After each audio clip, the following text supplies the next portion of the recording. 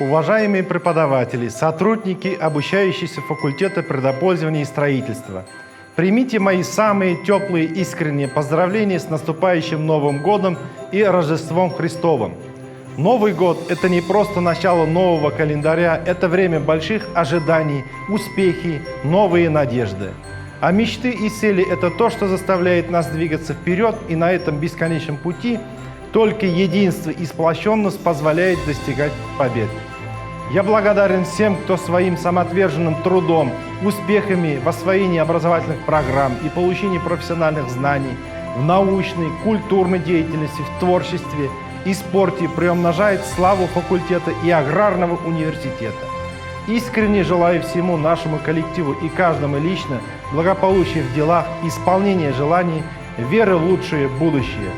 Крепкого всем здоровья и бодрости духа. Пусть Новый год и Рождество наполняют вашу жизнь светлым ощущением радости, любви и счастья.